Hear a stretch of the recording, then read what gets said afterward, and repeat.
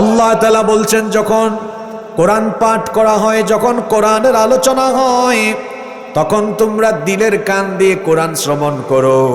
এমনটা যেন না হয় যে এক কান দিয়ে ঢুকিয়ে অন্য কান দিয়ে বের করে দিবে, এমনটা যেন না হয়। বরং দিলের কান দিয়ে আল্লাহর কালাম শ্রবণ করো, আর পারস্পরিক কথাবার্তা বলো না। বরং কোরআন শোনার সময় ওয়ানসিতু, সাইলেন্ট হয়ে যাও, চুপচাপ হয়ে যাও, নীরব হয়ে যাও। কারণ আল্লাহর কথা যখন চলবে তখন বান্দার কথার কোনো দাম থাকতে পারে। সেই আল্লাহ বলছেন কোরআনের আলোচনা যখন হয় ওয়ানসিতু, চুপচাপ হয়ে যাও, নীরব হয়ে যাও, পারস্পরিক কথাবার্তা বলো না। এই দুটো আদব আল্লাহ আমাদেরকে শিখালেন। এক নাম্বার আদব হলো মনোযোগের সাথে আল্লাহর কালাম শ্রবণ করো। 2 নাম্বার হলো চুপচাপ থাকো, নীরব থাকো। এই দুটো কাজ যদি আমরা করতে পারি, আল্লাহ তাআলা বলছেন লাআল্লাকুম তুরহামুন, আশা করা যায় তোমাদের উপরে আল্লাহর রহমত আসবে। তাহলে কয়টা কাজ করতে হবে? জোরে বলেন কয়টা? এই মাদক এবং মাদক জাতীয় সকল দ্রব্যকে হারাম করে যিনি দিয়েছেন, পুরুষোচিত কণ্ঠে সবাই বলেন তিনি কে? আল্লাহর নবী বলেছেন কুল্লু মুস্কিরিন খামরুন ওয়া কুল্লু মুস্কিরিন হারাম। নেশা জাতীয় প্রত্যেকটি দ্রব্যই হলো মাদক, আর যাবতীয় মাদক বা নেশা জাতীয় সকল দ্রব্য হলো হারাম। ওয়ামান শারিবাল খামরা ফিদ দুনিয়া ফামাতা ওয়া হুয়া ইউদমিনুহা লাম ইয়াতুব লাম ইয়াশরাবহা ফিল আখিরাহ। আল্লাহর নবী বলেছেন এই মাদককে হারাম জানা সত্ত্বেও দুনিয়াতে যারা মাদক সেবন করবে, মাদক গ্রহণ করবে, এবং এই অবস্থায় মদ্যপায়ী হয়ে কিংবা নেশাগ্রস্ত হয়ে যদি কেউ তওবা না করে মারা যায়, তার জন্য জাহান্নামকে অবধারিত করে যিনি রেখে দিয়েছেন তিনি কে? আমাদেরকে আল্লাহর পথ থেকে বিচ্যুত করার জন্য 24 ঘন্টা যে কাজ করে, সে হলো আমাদের সবচেয়ে বড় দুশমন। তার নাম হলো শয়তান। শয়তান আমাদেরকে তার পথে নেওয়ার জন্য যে সকল উপাদান আমাদের মধ্যে ছড়িয়ে দেওয়ার চেষ্টা করে, সেই উপাদানগুলোর মধ্যে অন্যতম উপাদান হলো মাদক। এজন্য কোরআনে কারিমে মাদককে বলা হয়েছে শয়তানি কর্মকাণ্ড, শয়তানি কাজ। কোরআনুল কারিমের 5 নম্বর সূরা সূরাতুল মাইদা এর 90 নম্বর আয়াত থেকে রব্বুল আলামিন বলছেন ইয়া আইয়ুহাল্লাযীনা আমানু ইন্নামাল খামরু ওয়াল মাইসিরু ওয়াল আনসাবু ওয়াল আজলামু রিজসুম মিন আমালিশ শাইতান ফাজতানিবুহু লাআল্লাকুম তুফলিহুন। আল্লাহ তাআলা বলছেন ইয়া আইয়ুহাল্লাযীনা আমানু। অ্যাপ্রোচটা বুঝেন, এখানে অ্যাপ্রোচ করা হচ্ছে তাদেরকে যারা ঈমানদার। আল্লাহ তাআলা বলছেন ইয়া আইয়ুহাল্লাযীনা আমানু, হে ঈমানদারেরা। পুরুষের মতো আওয়াজ দিয়ে বলেন তো আমরা ঈমানদার না বেঈমান? আরো জোরে বলেন আমরা ঈমানদার না বেঈমান? হে মহান রব, তুমি সাক্ষী থেকো, এই মধুপুর স্কুলের মাঠে আমরা সাক্ষ্য দিলাম, আমরা ঈমান এনেছি, আমরা ঈমানদার। তুমি আমাদেরকে ঈমানদার হিসাবে কবুল করে নাও, বলেন আমিন। সেই আল্লাহ বলছেন হে ঈমানদারেরা, ইন্নামাল খামরু ওয়াল মাইসিরু ওয়াল আনসাবু ওয়াল আজলামু। আল্লাহ তাআলা বলছেন নিশ্চয়ই মাদক, জুয়া, ভাস্কর্য, প্রতিমা এবং ভাগ্য নির্ণায়ক তীর রিজসুম মিন আমালিশ শাইতান, এগুলো হলো শয়তানি কাজ, এগুলো হলো শয়তানের কর্মকাণ্ড।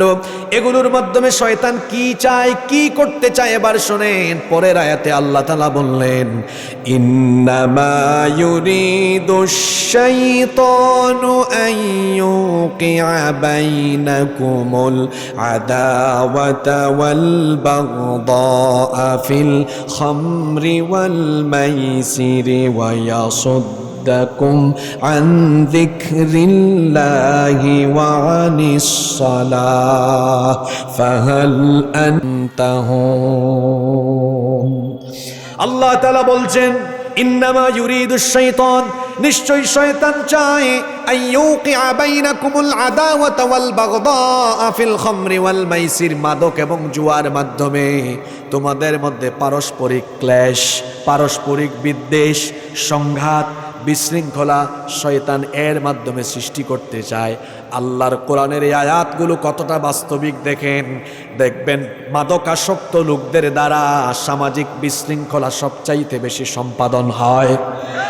কি করে দেখেন, কয়েকটা উদাহরণ দেই তাহলে বুঝবেন। দেখবেন মাদকাসক্ত বেশিরভাগ লোকেরা এরা বেয়াদব হয়। দেখবেন অনেক যুবক তরুণরা যখন মাদকাসক্ত হয়, রাস্তাঘাটে চলাফেরা করার সময় বড়দেরকে সম্মান করে না, রেসপেক্ট করে না, মুরব্বীদেরকে সম্মান দেয় না। অনেক সময় মুরব্বীর সামনে বিড়ি সিগারেট খায়, গাঁজা টানে, আসে না নাই? মাদকাসক্ত লোকজন অনেক সময় চোর হয়। কি করে তারা চোর হয়?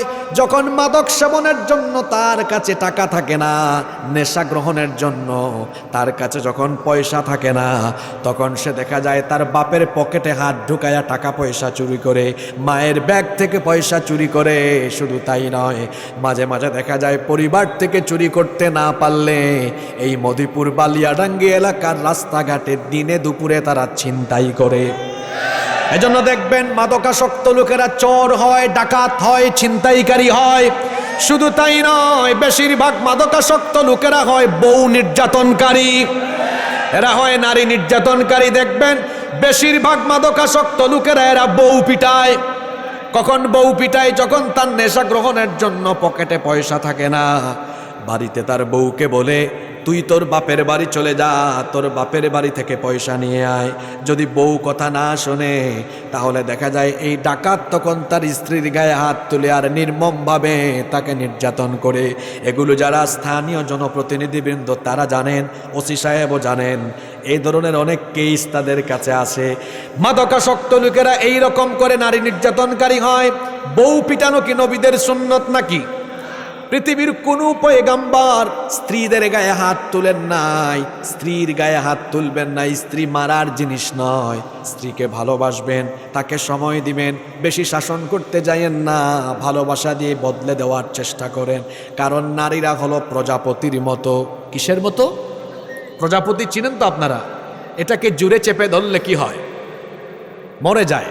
চেপে ধরলে মরে যায়, আস্তে করে ধরলে কি করে? উড়াল দিয়ে চলে যায়।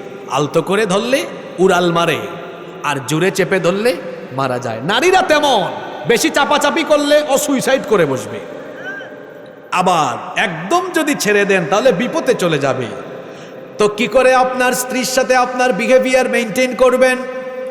সম্মানজনক আচরণ করবেন। আল্লাহ কোরআনে শিখিয়েছেন ওয়াশিরুহুন্না বিল মারুফ, তোমাদের বিবিদের সাথে তোমরা সদাচরণ করো। আল্লাহর নবীর জীবনী পড়বেন। তিনি আল্লাহর নবীর একাধিক স্ত্রী ছিলেন, কিন্তু কোনো স্ত্রীর কোনো অভিযোগ আল্লাহর নবীর ব্যাপারে আসে নাকি? আপনি এক বউ ঠিক রাখতে পারেন না, আর আল্লাহর নবীর একাধিক স্ত্রী, কিন্তু কোনো স্ত্রীর কোনো অভিযোগ নাই। এতটা ভালোবেসেছেন বিবিদেরকে মুহাম্মদ। আমরা বলি সাল্লাল্লাহু। একটু চিন্তা করে দেখেন তো, কবে আপনি ভাবির সাথে একই গ্লাসে পানি পান করেছিলেন? মনেও নাই আপনার। কিন্তু আল্লাহর নবীর জীবনাচার কেমন ছিল? আমাদের মা উম্মুল মুমিনিন আয়েশা রাদিয়াল্লাহু আনহা তিনি বলেছেন, আমি গ্লাসের যে জায়গায় ঠোঁট লাগিয়ে পানি পান করতাম, আমার নবী গ্লাসের ঠিক সেই জায়গায় ঠোঁট লাগিয়ে পানি পান করতেন। সুবহানাল্লাহ। আম্মা জান আয়েশা রাদিয়াল্লাহু আনহা কোনো গোশতের টুকরা বা হাড্ডির টুকরা যখন হাতে নিয়ে মুখের সামনে নিয়ে চিবাতেন, আল্লাহর নবী সেই হাড্ডি বা মাংসের টুকরা মাঝে মাঝে মজা করে কেড়ে নিতেন। যেখানে আল্লাহর নবী, যেখানে মা আয়েশা রাদিয়াল্লাহু আনহা ঠোঁট লাগিয়ে খেতেন, আল্লাহর নবীও সেখানে ঠোঁট লাগায়া খেতেন। সুবহানাল্লাহ। এরকম করে বিবিদেরকে মহব্বত করেছেন মুহাম্মদ। আমরা বলি সাল্লাল্লাহু। বলছিলাম মাদকাসক্ত লোকেরা তাদের বউ পিটায়, মাদকাসক্ত লোকেরা হয় সন্ত্রাসী, মাদকাসক্ত লোকেরা হয় ডাকাত। এই মাদক আজ আমার যুব সমাজের চরিত্রকে নষ্ট করে ফেলছে। কলেজ বিশ্ববিদ্যালয়ের বহু মেধাবী ছাত্র মাদকাসক্ত হয়ে তার স্টুডেন্ট লাইফ, তার ক্যারিয়ারকে নষ্ট করে দিয়েছে। এজন্য ছাত্র ভাইদেরকে বলবো, খবরদার, মাদকের সাথে কোনো ধরনের সম্পর্ক রাখা যাবে। মাদকাসক্ত ছেলেরা, মাদকাসক্ত মেয়েরা বেয়াদব হয়, এমনকি এরা খুনিও হয়। ওই যে আপনাদের মনে আছে কিনা, একজন পুলিশ কর্মকর্তার মেয়ে ঐশী তার মা বাপ দুইজনকে জবাই করে দিয়েছে। মাদকাসক্ত হয়ে গেলে ছেলে মেয়েরা কিন্তু খুনিও হয়ে যেতে পারে, এমনকি নিজের মা বাবাকেও খুন করে ফেলতে। আপনাদের পাশেই কিন্তু সীমান্ত আছে, বর্ডার আছে, আর আমার দেশের বর্ডারগুলো দিয়েই মাদক সাপ্লাই করে বিভিন্ন ধরনের মাদক সেবী অনেক সংগঠন আছে না নাই? খবরদার, মাদক থেকে নিজেকে, নিজের আশপাশ, নিজের এলাকাকে সেফ রাখতে হবে, নইলে যুবকদের চরিত্র নষ্ট হয়ে যাবে। আল্লাহ নবী কি বলেছেন শুনেন, লাআনা রাসূলুল্লাহ সাল্লাল্লাহু আলাইহি ওয়াসাল্লাম ফিল খামরি 10, মাদকের সাথে সংশ্লিষ্ট, মাদকের সাথে সম্পৃক্ত 10 ব্যক্তিকে লানত দিয়েছেন মুহাম্মদ। সবাই বলেন সাল্লাল্লাহু। মাদকের সাথে সম্পৃক্ত 10 ব্যক্তির উপরে লানত।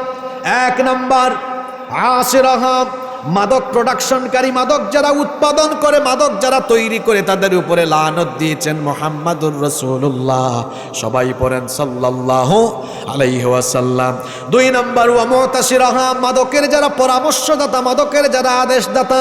3 নাম্বার ওয়া শারিবাহা, যারা মাদক সেবী, মাদক গ্রহণকারী। 4 নাম্বার ওয়া হামিলাহা, যারা মাদক ক্যারি করে, যারা মাদক বহন করে, সেই বহনকারীর উপরেও লানত। 5 নাম্বার হলো ওয়াল মাহমুলাতু ইলাইহি, যার দিকে কিংবা যে অঞ্চলের দিকে মাদক নিয়ে যাওয়া হয়। ঠাকুরগাঁও থেকে যদি নীলফামারী সৈয়দপুরের দিকে মাদক নিয়ে যাওয়া হয়, যে অঞ্চলের দিকে নিয়ে যাওয়া হবে ওই অঞ্চলের দিকেও লানত। 6 নম্বর হলো ওয়াসাকিয়াহা, যে ব্যক্তি মাদক পরিবেশন করে। ইউরোপ আমেরিকার অনেক দেশ আছে, বাংলাদেশ থেকে অনেকে সেখানে গিয়ে বিভিন্ন রেস্টুরেন্টে চাকরি করে, আর ক্লায়েন্টদেরকে, গ্যাস্টদেরকে তারা মাদক পরিবেশন করে। মাদক পরিবেশন করে যে পয়সা উপার্জন করবে সেটাও হারাম। মাদক পরিবেশনকারীর উপরেও লানত দিয়েছেন মুহাম্মদ সাল্লাল্লাহু। 7 নম্বর হলো ওয়াবাইআহা, মাদক যারা বিক্রি করবে। 8 নম্বর হলো ওয়া আকিল সামানিহা, মাদকের জন্য যারা মূল্য গ্রহণ করবে।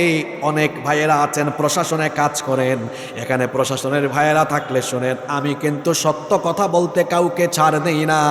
প্রশাসনিক সেক্টরে অনেকে চাকরি করে, সেখানেও দেখা যায় মাদকের জন্য ঘুষ গ্রহণ করে মাদকের সাপ্লাই ছেড়ে দেয়। তার বাস্তব প্রমাণ আমার কাছে আছে, বাংলাদেশের টেকনাফের ওসি প্রদীপ।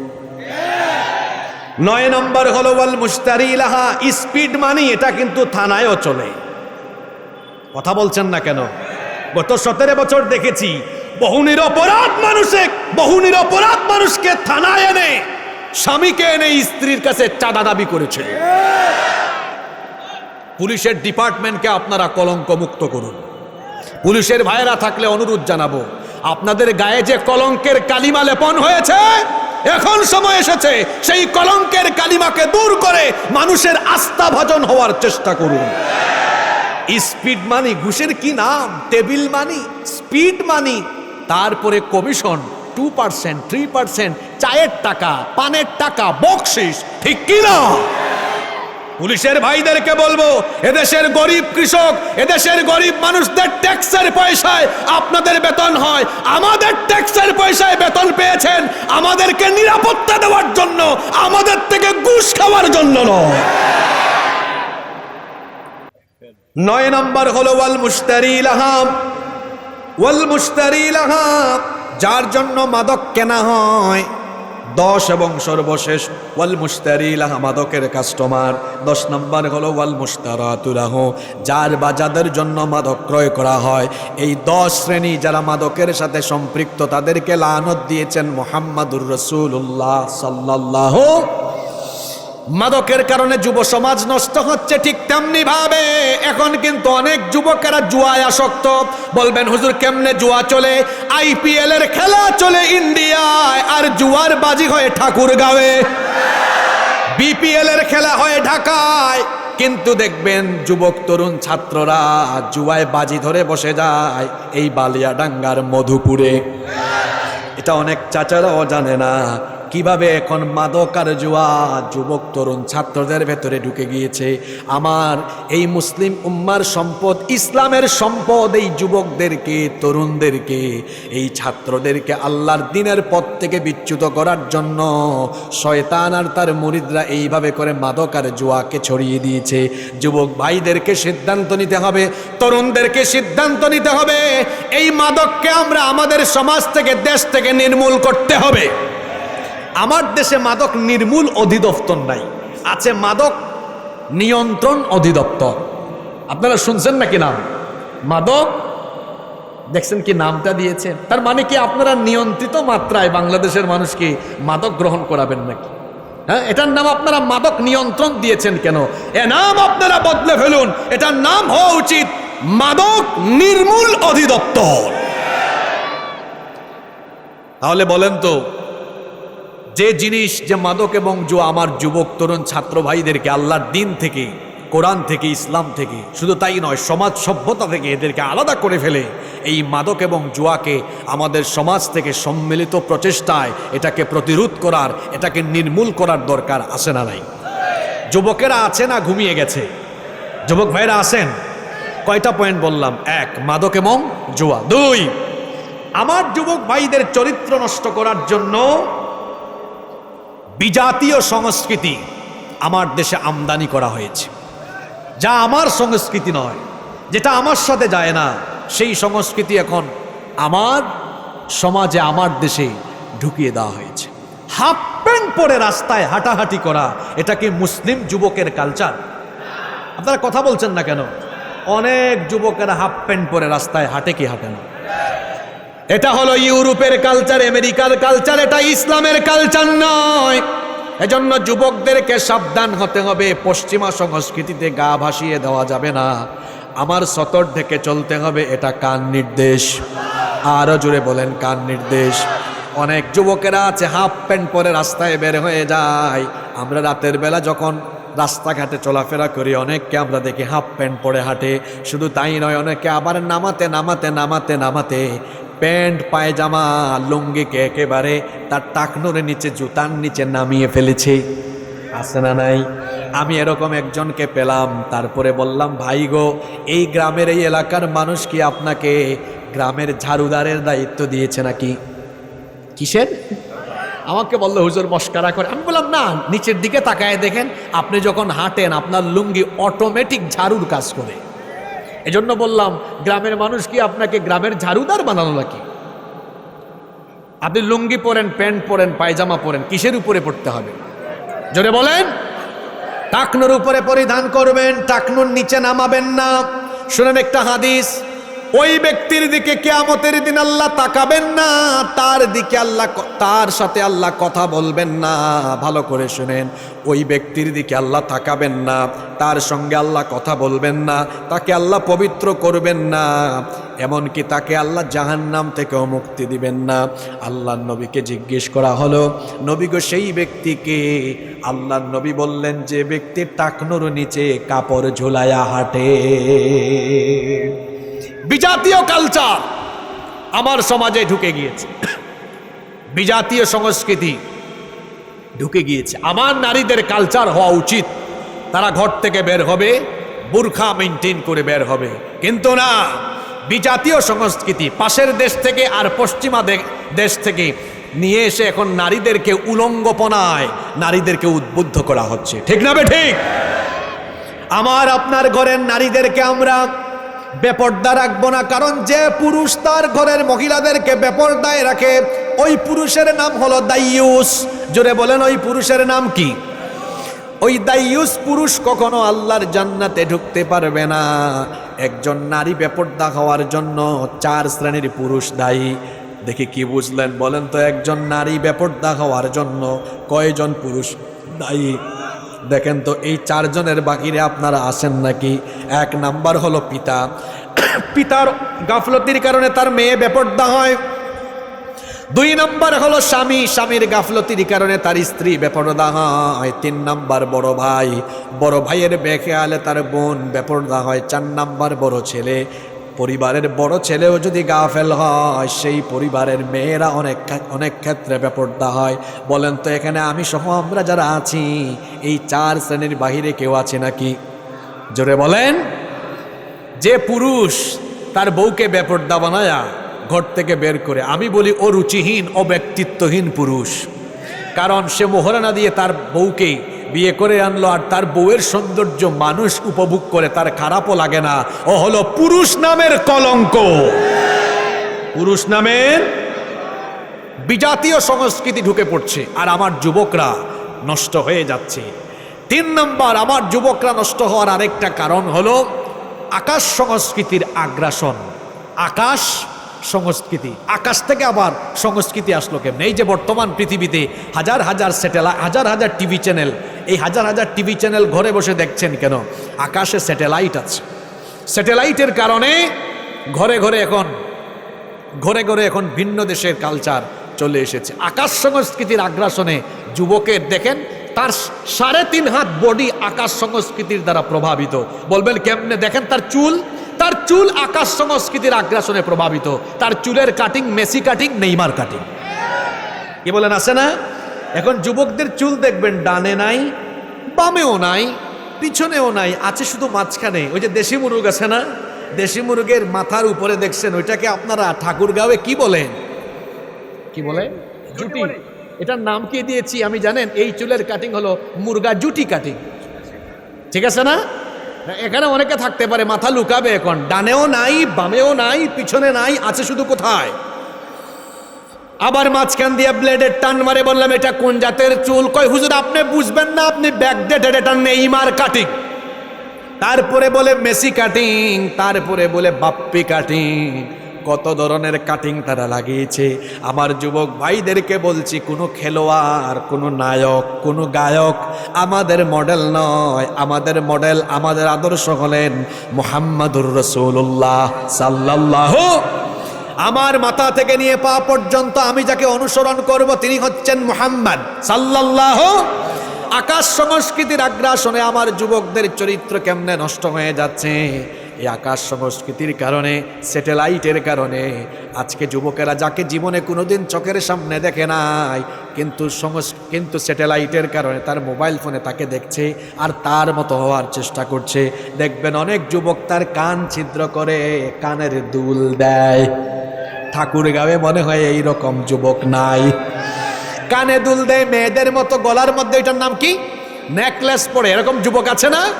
আমি এরকম একজনকে এক জায়গায় পেলাম, বিরাট বড় চুল, লম্বা চুল তার কোমর পর্যন্ত। আমি একটা সেলুনে নিয়মিত চুল কাটি, তো আমি সেখানে গেলাম, যাওয়ার পরে দেখলাম লম্বা চুল। এই যে সেলুনের ভাই যিনি চুল কাটে, তিনি এরকম চিরুনি দিয়ে আসতে যাচ্ছে। আমি তো ঢুকা মাত্রই দরজা বন্ধ করে দিয়ে চলে যাচ্ছি। আমাকে ডাক দিয়েছে, হুজুর চলে যাচ্ছেন করে? আমি বললাম ভাই আপনারা জেন্টসের পাশাপাশি লেডিসের চুল কাটা আরম্ভ করেছেন, এটা তো বাহিরে একটু নোটিশ দিতে পারতেন, তাহলে তো আমি আর আসতাম না। আমাকে বলছে হুজুর লেডিস পাইলেন কোথায়? বললাম এই যে দরজা খুলেই দেখলাম বিরাট লম্বা চুল চাইতেছেন। আমাকে বললো হুজুর এটা লেডিস না, ওইটা জেন্টস। আমি বললাম কি বলেন? কয় হ্যাঁ, সে হচ্ছে বাউল শিল্পী। কি শিল্পী? একটু চুল রেখে যাতে মাথাটা একটু ঝাঁকুনি মারতে পারে। এইসব বাউল কাটিং, আউল কাটিং, ফাউল কাটিং চুল অনেক যুবকের এদেরকে দেখে দেখে রাখে। কোনো আউল বাউল আমার আদর্শ নয়, আমার আদর্শ হলেন আমার রসুল। ঠিক কিনা? চুল রেখে দিয়েছে ওরকম। চুলের কাটিং বদলাও, হাতের মধ্যে ব্রেসলেট, কানে দুল, আবার গলার মধ্যে নেকলেস, বাকি আছে শুধু শাড়ি, ওটা পরাই দিলি কাম হয়ে যেত।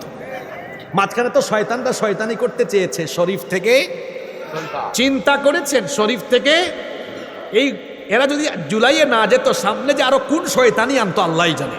কি শয়তানি শয়তান এই বাংলাদেশ থেকে অবসরে চলে গিয়েছে, তার দরকার নাই তো শয়তানির। আচ্ছা শরীফ কি কোনোদিন শরীফা হতে পারে? মুন্না কি মুন্নি হতে পারে? এরা ট্রান্সজেন্ডার আমদানি করতে চেয়েছিল কি, যাতে শয়তানি। একটা ছেলে বড় হয়েছে শরীফ হয়ে, হঠাৎ করে সে মনে মনে নারী, মনে মনে শরীফা, মনে মনে। আচ্ছা মনে মনে যদি শরীফা হয়ও, আর তারা যদি এখন পরে আবার আরেক শরীফের সাথে বিয়ে দেওয়া হয়, তো বিয়ের সময় এদের বাসর হবে কেমনে? দুইটাই তো একজাত, দুইটাই কি? খালি নাউজুবিল্লাহ পইরেন না, এখানে আরো সমস্যা আছে। এখন যদি এই ট্রান্সজেন্ডার প্রতিষ্ঠিত কোনো সমাজে হয়, মুশকিল আছে। মনে করেন একটা মেয়ের নাম মুন্নি, নাম কি বললাম? এখন তার বাবা সম্পদ বন্টনের সময়, আমরা জানি ইসলামের সম্পদ বন্টনের নিয়ম হলো যে দুইজন ছেলে যা পাবে একজন মেয়ে তাই পাবে। এখন মুন্নি, আবার এখানে ভাবিয়েন না যে ইসলাম কি নারীকে ঠকালো। আরে পুরুষ তো তার বাপ থেকে পাচ্ছে, কিন্তু একজন নারী পৈতৃক সম্পদ থেকে পায়, স্বামী থেকেও। নারীর পাওয়ার জায়গা বেশি, মুঠ মিলায় দেখা যায় পুরুষের চেয়ে নারী আরো বেশি পায়। ইসলামে পুরুষের চেয়ে নারীর মর্যাদা, ইসলামে পুরুষের চেয়ে নারীর অধিকার কম না বেশি? অনেক বেশি। মুন্নির কথা বলছিলাম। এখন মুন্নি যদি সম্পদ বন্টনের সময় বলে, আব্বু আমি এতকাল মুন্নি ছিলাম, এখন সম্পদ ভাগ বাটোয়ারা করবেন, আমি কিন্তু এখন থেকে মনে মনে মুন্না। ভেজাল আছে না নাই? কি শয়তানি আমদানি করেছিল। তো বলছিলাম যে যুবকরা কিভাবে নষ্ট হয়ে যাচ্ছে, আকাশ সংস্কৃতির আগ্রাসন তাদের উপরে চাপিয়ে দিয়ে তাদেরকে নষ্ট করা হচ্ছে। কিন্তু আমার বাংলাদেশের যুব সমাজ, তরুণ সমাজ এই বিজাতীয় সংস্কৃতি আর আকাশ সংস্কৃতির ফাঁদে পা দিবে না। যুবকেরা কোনো বেঈমানদের সাথে বিজাতীয় কালচারদের অনুসরণ করবে না, বরং যুবকেরা আলেমদের সাথে থাকবে। এই যে টাকনুর নিচে প্যান্ট পরে, বললাম কেন? হয় হুজুর একটা আপডেট লাগার জন্য। তাকায় দেখেন তো আমার তো জুব্বাও টাকনুর উপরে, পায়জামাও টাকনুর উপরে। সারা দেশ সফর করি, বিদেশেও যাই, দেশে বিদেশে সফর করি, কোনোদিন কেউ বলে না দেখতে আনস্মার্ট লাগে। বিদেশিরাও দেখলে বলে যে তোমাদের পোশাক আশাক বড় ভদ্র নম্র, দেখতে সুন্দর লাগে। সুবহানাল্লাহ। আল্লাহর নবীর সুন্নত মানার ভেতরেই স্মার্টনেস লুকিয়ে আছে, ঠিক কি না? আপনারা কি শুনতেছেন? আমি কিন্তু পয়েন্ট ওয়াইজ বলে যাচ্ছি। নাম্বার 4, আজকের যুব সমাজকে নষ্ট করে দেওয়ার আরেকটি চরিত্র বিধ্বংসী উপাদান হলো অশ্লীল গান আর বাজনা। থাক দিনা দিন তিন। আমার ভাই বক্তব্যে বলেছিলেন যে গত 17 বছর কুরআনের মাহফিলের পারমিশন নাই। এবছর দেখেছেন জুলাইয়ের পরে বাংলাদেশের বিভিন্ন পাবলিক প্রাইভেট ইউনিভার্সিটিতে সিরাত সম্মেলন, সিরাত সেমিনার হয়েছে, যা গত 17 বছরে কল্পনারও বাহিরে ছিল। বরং গত 17 বছরে তারা কলেজে, বিশ্ববিদ্যালয়ে নায়ক নায়িকা, গায়ক গায়িকা, নর্তকীদেরকে এনে কনসার্ট করিয়েছে। যেখানেই কোরআনের প্রোগ্রাম করা হয়েছে হিংস্র হায়নার মতো বাধা দিয়ে মাহফিলগুলো পণ্ড করে দিয়েছে। আমি শুনেছি আপনাদের এলাকায় এরকম এক গুন্ডা ছিল, সেই গুন্ডা বহু গুন্ডামি করেছে। আমি এও শুনেছি এই গুন্ডার বিরুদ্ধে নাকি মানুষ জবান খুলতেও অনেক ভয় পায়। পুরুষ মানুষ আপনারা রংপুরের আবু সাঈদের মতো সাহসী হন। কাউকে পৃথিবীতে ভয় পাবেন না। মুমিন আল্লাহ ছাড়া কাউকে ভয় করে না। লাইফ হলো ওয়ান টাইম, জীবন হলো একটা। মুমিন একবার মরে, মুমিন বারবার মরে না।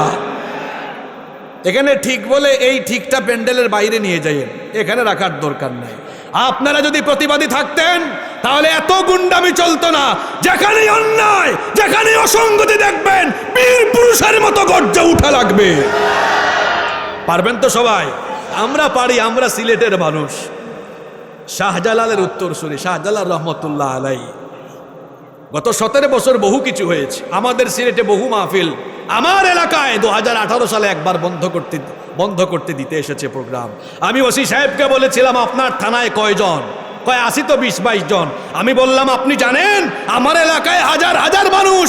আপনার বাড়ি কোথায়? কয় কুমিল্লায়। বললাম যেখান থেকে এসেছেন ওখানে আপনাকে পাঠিয়ে দিব। বন্ধ করার জিনিস পান না আপনি। আপনি বন্ধ করলে যৌতুক বন্ধ করেন, বন্ধ করতে চাইলে আপনি চাঁদাবাজি বন্ধ করেন, লুণ্ঠন বন্ধ করেন, বন্ধ করতে চাইলে মাদক বন্ধ করেন। এদেশের মানুষের পয়সায় বেতন হয় আপনার। এই দেশের সিংহভাগ মানুষ মুসলমান, মুসলমানদের ট্যাক্সের পয়সা বেতন খান আপনি। কুরআনের মাহফিল বন্ধ করার জন্য নয়। সম্মানিত ভাইয়েরা, বলছিলাম গান বাজনা দিয়ে আমার যুবকদেরকে নষ্ট করা হচ্ছে। তারা জানে এই যুবকদেরকে এত পরিমাণ আমরা মোটিভেট করি যে তোমরা আসো, আমাদের দিকে আসে না। এই যে এখানে যারা এসেছেন, কাউকে কি কমিটি পয়সা দিয়েছে? জোরে বলেন। এটা যদি কোনো পলিটিক্যাল সমাবেশ হতো, জন প্রতি 1000-1500 টাকা দিয়া, তারপরে জিলাপি বিরানি দিয়ে, তারপরে টি শার্ট দিয়েও এতক্ষণ মানুষ রাখা যাইতে যেত কি না সেটা 100 ভাগ সন্দেহ আছে।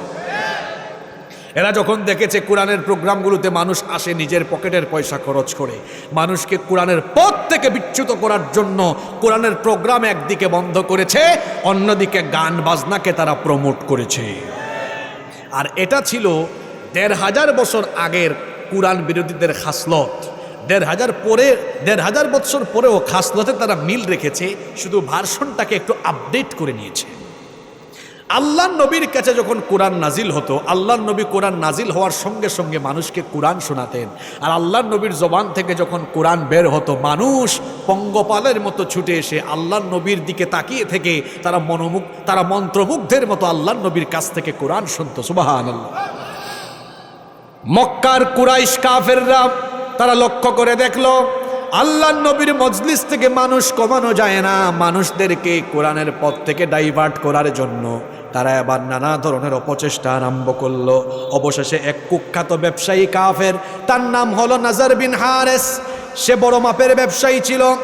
সে চলে গেল ইরাকের হীরা নগরীতে। সেখানে গিয়ে সে রোম পারস্য সম্রাটদের বীরত্বগাথা কাহিনী সে মুখস্থ করলো। রুস্তম ইস্ফেন্দিয়ারের কাহিনী সে জেনে আসলো। এরপরে মক্কায় এসে বসলো। শোনো, তোমরা মুহাম্মদের আসরে যেও না, তার মজলিসে যেও না, আমি আরো সুন্দর সুন্দর গল্প শোনাতে পারি। আল্লাহর নবী যখন মানুষদেরকে কোরআন শোনাতেন, কাফেররা বলতো ইন হুয়া ইল্লা আসাতিরুল আউয়ালিন, এগুলো হলো পূর্ববর্তী যুগের কিচ্ছা কাহিনী। নাজার বিন হারেস কুখ্যাত এই কাফের ব্যবসায়ী, সে বলল আমার মজলিসে আসো, আমি আরো সুন্দর সুন্দর গল্প শোনাতে পারি। তার গল্পের আসরে মানুষকে আহ্বান করে যখন কোনো মানুষ তার আসরে আসে না, এই কাফের ব্যবসায়ী তখন কি করলো শুনেন, বিভিন্ন প্রস্টিটিউট নারীদেরকে সে ভাড়া করে আনলো। মক্কার অলিতে গলিতে সে কনসার্টের আয়োজন করিয়ে দিল, নাচের আসর, গানের আসর বসিয়ে দিল। মানুষদেরকে বলল আসো, তোমরা কোরআনের আসর ছেড়ে দিয়ে এই গানের আসরে, নাচের আসরে আসো। কাফিরদের এই কর্মকাণ্ডের নিন্দা জানিয়ে আল্লাহ তাআলা আয়াত নাজিল করলেন। কোরআনে কারীমের 31 নম্বর সূরা লুকমানের 6 নম্বর আয়াত নাজিল হয়ে গেল। ওয়া মিনান নাসি মান ইয়াশতারি লাহওয়াল হাদিসি লিয়ুদিল্লা আন সাবিলিল্লাহি বিগাইরি ইলমিন ওয়া ইয়াত্তাখিযাহা হুজুয়া উলাইকা লাহুম আযাবুম মুহিন। আল্লাহ তাআলা বলছেন, আর মানুষদের মধ্যে এমন কিছু লোক আছে যারা আল্লাহর পথ থেকে মানুষকে বিচ্যুত করার জন্য অজ্ঞতাবশত অশ্লীল কথাবার্তা অর্থাৎ গান বাজনাকে উপকরণ হিসাবে ব্যবহার করে। ১৫০০ বছর আগে যেমন কোরআন বিরোধীরা কোরআনওয়ালাদেরকে কোরআনের পথ থেকে বিচ্যুত করার জন্য নাচ গানের আয়োজন করত, নাচ গানকে প্রমোট করত, ১৫০০ বছর পরেও এখনো দেখা যায় যুবকদেরকে, তরুণদেরকে, মুসলমানদেরকে আল্লাহর দিন থেকে সরাবার জন্য এই যুগের কোরআন বিরোধীরাও নাচ গানের আসর বসায়, এমনকি সেগুলোকে তারা প্রমোট করে। মনোযোগ আছে না চলে গিয়েছে? কথা বুঝতেছেন কিভাবে বলতেছি? যুবক ভাইদেরকে বলবো, খবরদার আজে বাজে গান শুনবেন না। গান বাজনা মানুষের অন্তরকে কলুষিত করে ফেলে। আল্লাহর নবী বলেছেন, আল গিনা ইয়ামবুতুন নিফাকু ফিল কলবি কামা ইয়ামবুতুল মাউজ যারা। পানি সেচ দিলে যেমন ফসলের উৎপাদন বাড়ে, তেমনি গান বাজনায় আসক্ত হলে, গান বাজনা শুনলে পরে মানুষের অন্তরে নিফাক বাড়ে। যারা গান বাজনা শুনে এদের অন্তরটা নাপাক হয়ে যায়। এই জন্য অশ্লীল গান বাজনা শুনবেন না।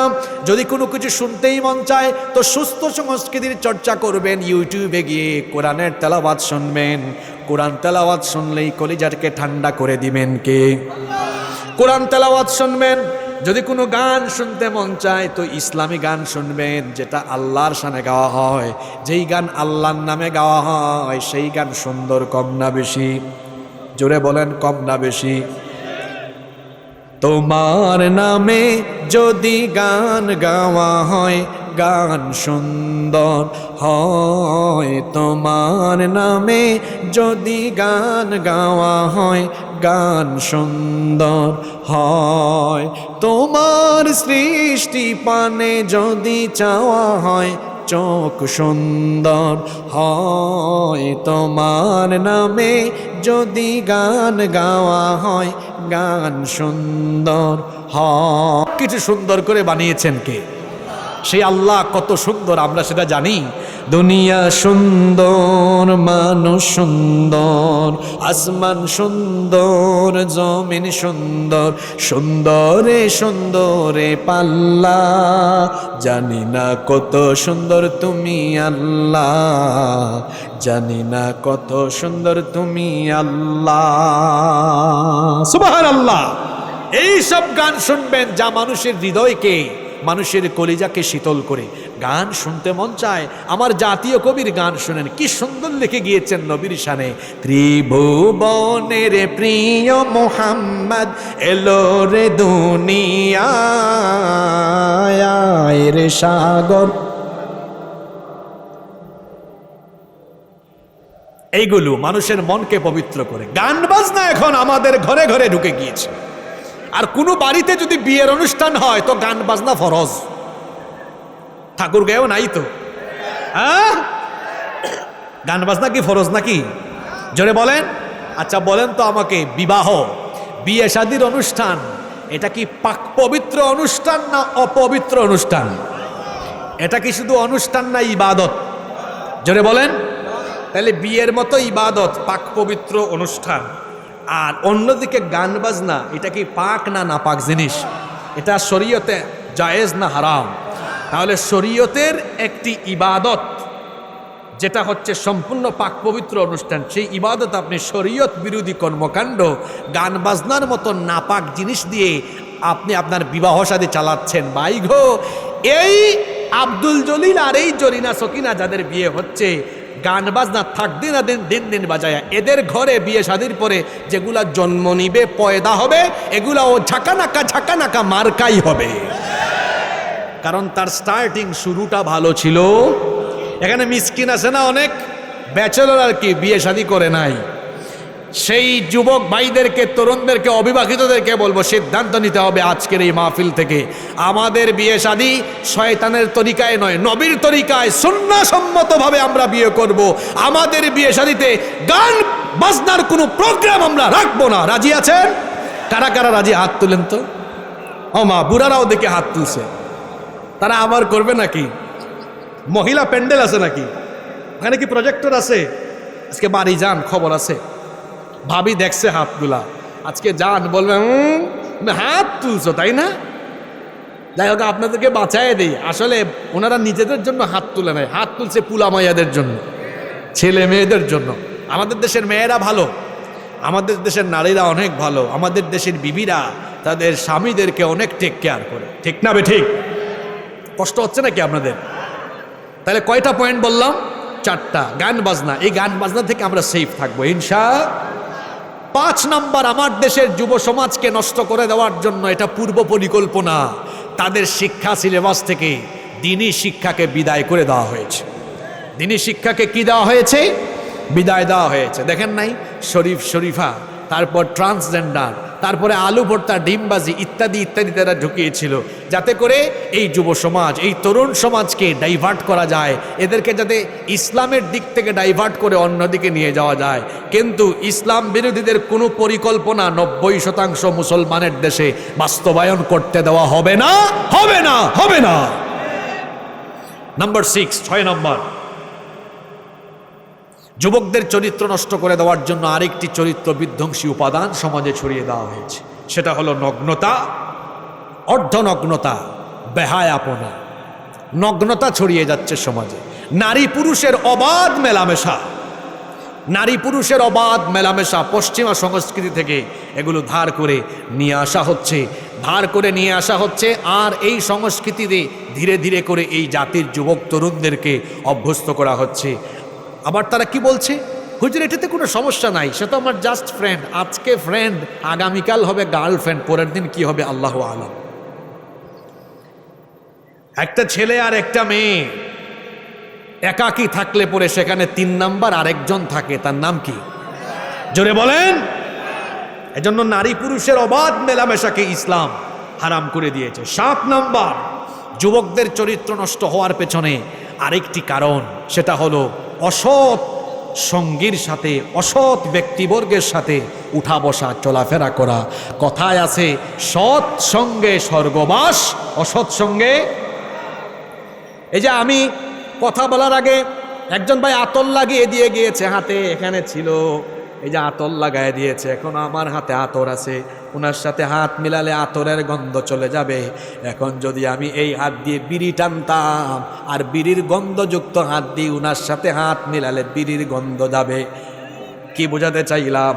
ভালো জিনিসের সাথে থাকলে যেমন আতরের সাথে হাত থাকলে আতরের ঘ্রাণ, বিড়ির সাথে হাত থাকলে বিড়ির ঘ্রাণ, ঠিক তেমনিভাবে ভালো মানুষের সাথে চললে হবেন ভালো, খারাপের সাথে চললে হয়ে যাবেন খারাপ।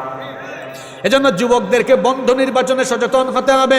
কোনো মদখুর, ইয়াবাখুর, গাঁজাখুর, চরিত্রহীন, লম্পট, বদমাশ ছেলেকে বন্ধু হিসাবে গ্রহণ করা যাবে ঠিক তেমনি ভাবে এই যৌবন আর তারুণ্যকে কারো ক্ষমতার জন্য, কারো নিজের স্বার্থের, অন্য কারো স্বার্থের জন্য এই যৌবনকে বিকিয়ে দেওয়া যাবে না। আমার দেশে অনেক যুবক আর তরুণেরা আছে, না বুঝে অনেকের ফাঁদে পা দেয়, আর ওই মানুষগুলো তাদের ক্ষমতার স্বার্থে, তাদের নিজের গদির স্বার্থে এই তরুণ আর যুবকদেরকে চামচার মতো ব্যবহার করে। কথা কি বুঝতেছেন কোন দিকে যায়? হ্যাঁ, এই যুবকেরা, নিজের মধ্যে ব্যক্তিত্ব বাড়াও, আত্মসম্মান বাড়াও। তোমার যৌবন, তোমার তারুণ্য কারো সামনে পিছনে মোটর সাইকেলের শুডাউন করে কারো চামচামের জন্য এই যৌবন দেওয়া হয় না। এই যৌবন দিয়েছেন কে?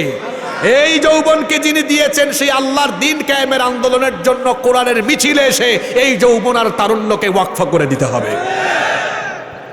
নইলে দুনিয়ায়ও আফসোস, আখিরাতেও বলবেন হুজুর দুনিয়ায় আফসোসটা কোন জায়গায়? ও ভাই গো, আপনি কি আগস্টের পরে আফসোস দেখেন নাই?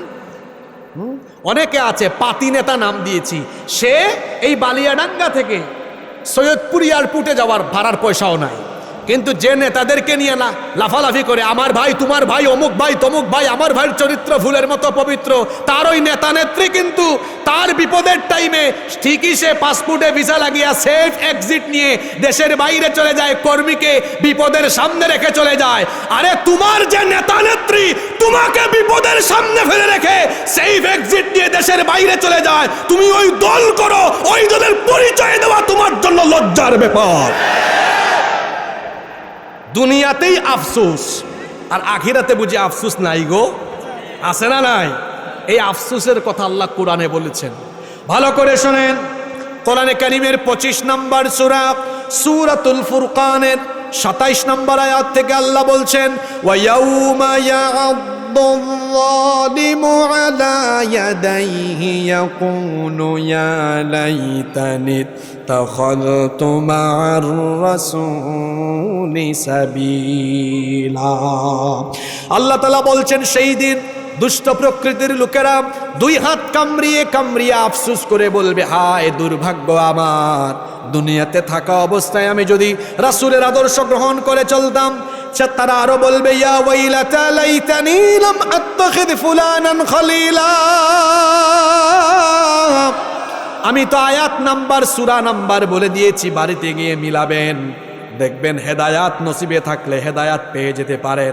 আল্লাহ তাআলা বললেন, তারা আফসোস করে বলবে, হায় রে হায়, অমুককে যদি আমার বন্ধু না বানাতাম, অমুকের সাথে যদি না চলতাম, অমুক নেতার সাথে যদি না চলতাম, তাহলে আজ আমার পরিণতি এমন হতো না। কিয়ামতের মাঠে এমন আফসোস করার আগে দুনিয়াতে থাকা অবস্থায় ভালো মানুষের সান্নিধ্যে থাকার দরকার আছে না নাই? কার সাথে আপনার উঠা বসা চলাফেরা, এমন মানুষকে আপনি নেতা বানিয়ে তার সাথে চলাফেরা করেন, চেহারার দিকে তাকালে দেখবেন চেহারাটা দেখতে চোরের মতো লাগে। এমন ব্যক্তির সাথে উঠা বসা চলাফেরা করবেন যার চেহারার দিকে তাকালেই রাসূল প্রেম উজ্জীবিত হয়, যার চেহারার দিকে তাকালেই রাসূলের কথা মনে পড়ে, যার চেহারার দিকে তাকালেই দিলটা নরম হয়। যে ব্যক্তি নিজেও নামাজি আপনাকে নামাজের কথা বলে, যে ব্যক্তি কোরআন হাদিস পড়ুয়া কোরআন হাদিস অধ্যয়ন করে আপনাকেও কোরআন হাদিস অধ্যয়নের কথা বলে, যে ব্যক্তি নিজেই দিন চর্চা করে আপনাকে দিন চর্চা করার কথা বলে, তাদের সাথে আপনার উঠা বসা চলাফেরা থাকবে। কারণ একজন মুমিনের বন্ধু মুমিন হবে, বেঈমান কখনো মুমিনের বন্ধু হতে পারে। এজন্য বন্ধু নির্বাচনে সচেষ্ট থাকতে হবে। আজ যুব সমাজের চরিত্র নষ্ট হওয়ার পেছনে এটা আরেকটা কারণ, অসৎ ব্যক্তিদের সাথে উঠা বসা চলাফেরা করা। আমি বৈষম্য বিরোধী সকল ছাত্র সমাজকে বলবো, তরুণদেরকে, যুবকদেরকে বলবো, আলেম উলামার সাথে সান্নিধ্য বাড়াও, আলেমদের সাথে চলাফেরা করো, ভালো মানুষের সাথে থাকলে ভালো হবা। ওই যে আতরের উদাহরণ দিলাম, আতর লাগায় দিয়েছে, আতরের গ্রান, বিড়িওয়ালা হাতের গ্রান, হাতে হাতে লাগলে হবে বিড়ির গ্রান। ঠিক না বে ঠিক? কষ্ট হচ্ছে নাকি আপনাদের? 8 নাম্বার যুবকদের চরিত্র নষ্ট করার আরেকটা উপাদান হলো জিনা। আর সমাজে জিনা বাড়ছে, ব্যভিচার বাড়ছে, কারণ হলো আমার সমাজে বিয়ে শাদীকে কঠিন করে ফেলা হয়েছে।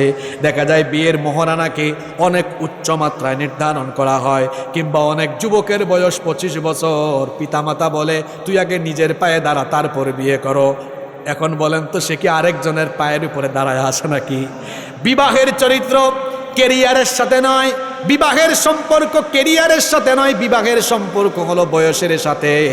মানুষ বিবাহের আগে প্রতিষ্ঠিত হয় না, বিবাহের পরেই প্রতিষ্ঠিত হয়।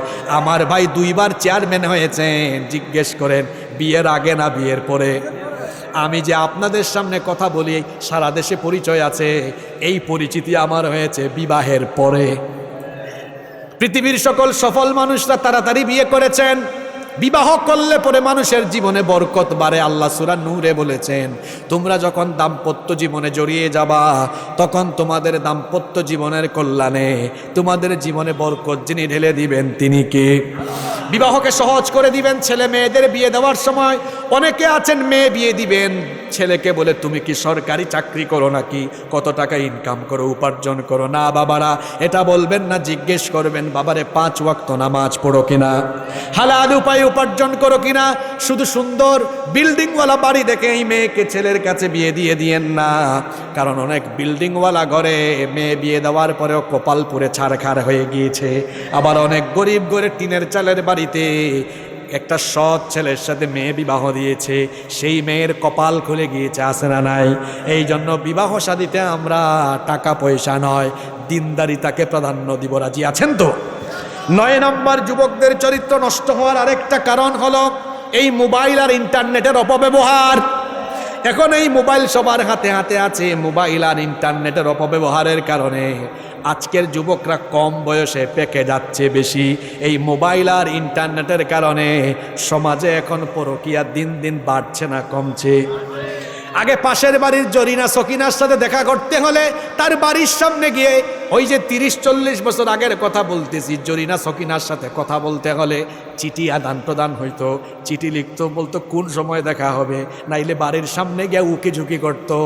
এখন কিছুই লাগে না, কারণ মেসেঞ্জার আর হোয়াটসঅ্যাপ সব সহজ করে দিয়েছে। এই মোবাইল ফোন আছে বলেই এটার অপব্যবহার করবেন না। আর বেশিরভাগ যুবক, বেশিরভাগ ছাত্ররা দেখবেন অতিমাত্রায় মোবাইলে আসক্ত। যারা অতিমাত্রায় মোবাইলে আসক্ত, এদের কেরিয়ার কোনোদিনও সুন্দর হবে না।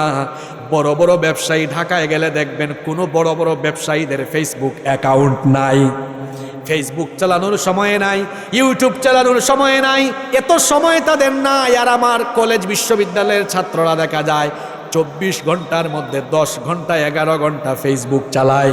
তুমি যদি 10 ঘন্টা 11 ঘন্টা ফেসবুক চালাও তো পড়াশোনা করবা কখন? দেখা যায় অতিমাত্রায় মোবাইলে আসক্ত হতে হতে, স্ক্রিনের দিকে তাকাতে তাকাতে কম বয়সে চোখে সমস্যা, মাইগ্রেনের সমস্যা, আছে না নাই?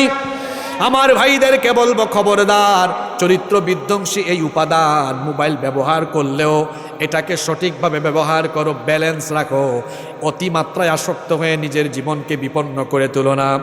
মোবাইল ফোন আছে বলি রাতের বেলা দরজা বন্ধ করে দিয়ে একা রুমে তুমি গুগল শরীফে গিয়ে তারপরে পর্নো সাইটে ঢুকে পর্নো মুভি দেখো না, আজে বাজে ভিডিও দেখো না, কিংবা ইউটিউব শরীফে গিয়ে নাটক সিনেমা দেখে চোখের জিনা করো না। কারণ ওই অন্ধকার রুমের ভেতরে তোমার মতো যুবক, তোমার মতো তরুণ অন্ধকার রুমের ভেতরে একাকী কি করছো? তোমার পিতা মাতা, ভাই বোন, পরিবারের কেউ না জানলেও যিনি সব জানেন তিনি কে? সে আল্লাহকে ভয় করতে হবে। যুবক ভাইয়েরা পারবেন তো ইনশাল্লাহ? যুবকদেরকে দেখেন না, আমার 60 বছর 70 বছর বয়সের চাচা এখনো ফিজিক্যালি স্ট্রং, আর তার বয়স 20 বছর, গাল ভেঙে গেছে এমনি। তারপরে তার গালে বিচি উঠে। তোমার গালে বিচি উঠে কেন? কারণ তোমার যৌবন তুমি আজে বাজে জায়গায় নষ্ট করো। তোমার ঘুমের অভ্যাস, তোমার খাদ্যাভ্যাস ঠিক নাই। আমার চাচাদেরকে জিজ্ঞেস করেন, এই ঠাকুরগাঁওয়ের চাচারা, তারা যখন ইয়াং ছিলেন, যুবক ছিলেন, তারা রাতে তাড়াতাড়ি ঘুমাতেন। আর তোমরা যুবকরা এখন রাত 2টা পর্যন্ত ফেসবুক চালায়া ঘুম নষ্ট করো। তোমাদের চেহারা দিন দিন খারাপ হয়ে যাচ্ছে। যৌবন শেষ, চেহারার লাবণ্য শেষ। তুমি যুবক মানুষ, চেহারার মধ্যে লাবণ্য থাকবে, স্মার্টনেস থাকবে, চেহারা সুরতের এই অবস্থা বানাইছো কেন? তোমার কিচ্ছু ঠিক নাই, তোমার খাদ্যাভ্যাস ঠিক নাই, ঘুমের অভ্যাস ঠিক নাই। তুমি একটা ব্যালেন্স লাইফে চলে আসো। বৈষম্য বিরোধী ছাত্র সমাজ, তরুণ যুবক ভাইয়েরা পারবে তো ইনশাল্লাহ? কথায় আছে শেষ ভালো যার, সব ভালো। আমি 10টি পয়েন্টই আজকে বলতাম। নাম্বার 10, 10 এবং সর্বশেষ হলো, আজকে যুবকরা নষ্ট হচ্ছে। পরিবার থেকে তাদেরকে সঠিকভাবে গাইড না করার কারণে, পারিবারিক তত্ত্বাবধায়ন নাই। অনেক পিতামাতা আছেন, তাদের সন্তান কোথায় যায়, কি করে, তারা এর কোনো খোঁজখবর রাখেন না। তারা মনে করে সন্তান জন্ম দিয়েছে, দায়িত্ব শেষ। সন্তানদের খোঁজখবর নেয় না, গাইড করে না। এই সন্তান নষ্ট হয়, পরে পিতামাতাকে ঘাড় ধাক্কা দিয়ে বাড়ি থেকে বের করে দেয়, বৃদ্ধাশ্রমে রেখে দেয়। পিতামাতা অসুস্থ, চিকিৎসা করায় না, কিংবা পিতামাতার খোঁজখবর নেয় না, পিতামাতাকে খাওয়ায় না, পড়ায় না। এমন বহু সন্তান আসে না নাই? এই সন্তান এমন হয়ে গেল কেন? কারণ আপনার সন্তানকে আপনি যেভাবে গাইড করা দরকার সেভাবে করেননি। সন্তান জন্ম দিয়েই দায়িত্ব শেষ নয়। যেভাবে গাছ লাগানোর পরে দায়িত্ব শেষ হয় না, গাছের গোড়ায় কি করতে হয়? পানি ঢালতে হয়, আগাছা পরিষ্কার করতে হয়, তারপরে ওই গাছ থেকে ফল আশা করা যায়। গাছ রোপণ করে যেমন তার পেছনে আরো শ্রম দেওয়া লাগে, সন্তান জন্ম দিয়েও ছেলে মেয়ের পেছনে পরিশ্রম করা লাগে। তাকে মানুষ করার জন্য আপনাকে খাটনি খেতে হবে, নজর রাখতে হবে, নজরদারিতে রাখতে হবে। তখন আমার এই যুবক যুবতীরা, তরুণ তরুণীরা আর নষ্ট হবে না ইনশাআল্লাহ। এই যে চরিত্র বিধ্বংসী যুব সমাজের অবক্ষয়ের, যুব সমাজের ধ্বংসের 10টি কারণ বললাম, এখান থেকে বের হয়ে আসতে হলে আমাদের সকলকে কোরআন সুন্নাহর ভিত্তিতে সমাধানের পথ খুঁজে আমাদেরকে খুঁজে বের করতে হবে। মাদক, জুয়া, অশ্লীলতা, বেহায়াপনা, নোংরামি থেকে আমাদের সন্তানদেরকে বের করে আনতে হবে। তাহলেই আমাদের সমাজ সুন্দর হবে ইনশাআল্লাহ। এই এলাকার যুবকরা অত্যন্ত ভালো, এজন্য তারা ভালো কাজের বহিঃপ্রকাশ আজকে ঘটিয়েছে। এই যে তারা আজকে এত সুন্দর মাহফিলের আয়োজন করলো, এতে কি আপনারা সবাই খুশি?